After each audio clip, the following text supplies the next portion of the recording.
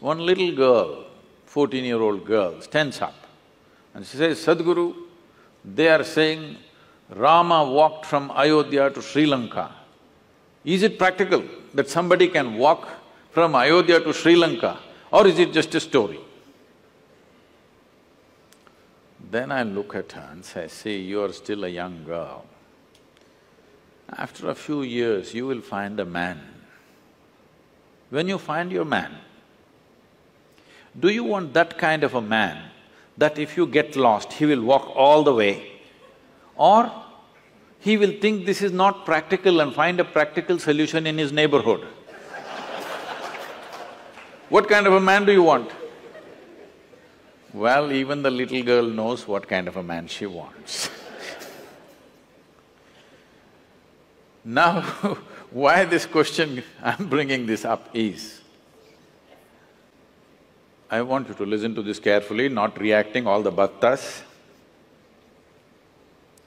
Rama's life is a disaster, a continuous disaster.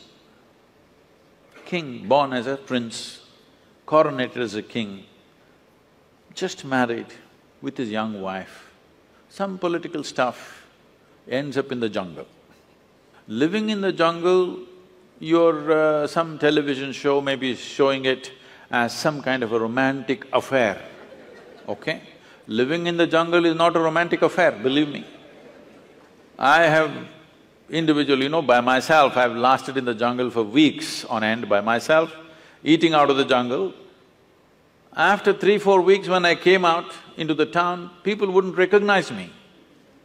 That's how it would be. So with a young wife, she's not a tribal woman, she's a princess.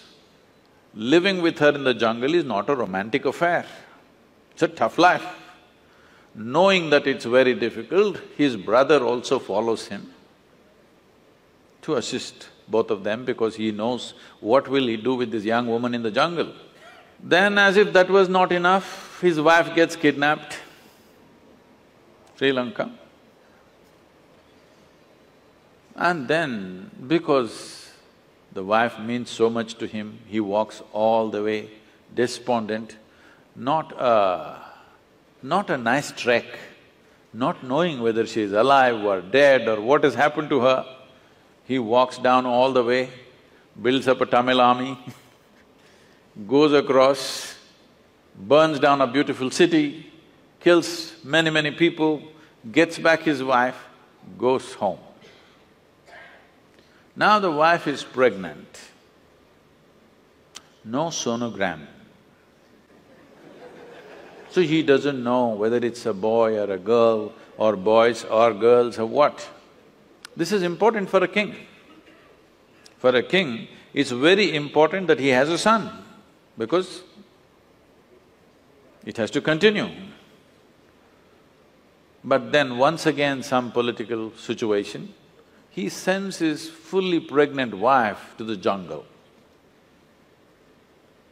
She goes there, delivers 2 boys, he doesn't know. And then he gets into a battle with his own children. If at all, if there can be a true disaster in your life, in anybody's life, knowingly or unknowingly you killed your own children. This is the worst thing that can happen to you. It almost happened to him. He almost killed them. Somehow, by fate, whatever situation, he did not kill them, he almost killed them. He did his best to kill them without knowing who they are.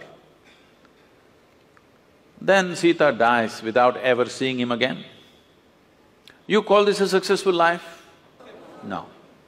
But we worship him. Why do you worship a failure like this?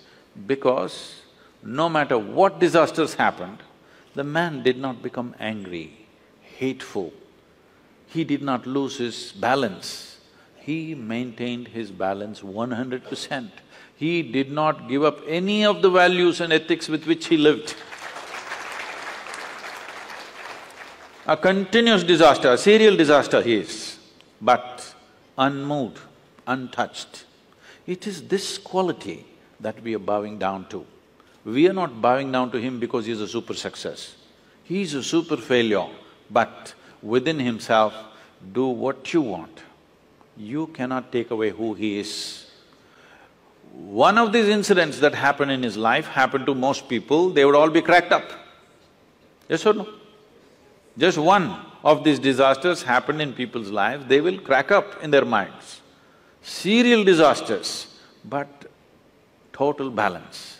We are bowing down to that quality because this is inner management. If you go out to do things in the world, you cannot control what the world will throw at you.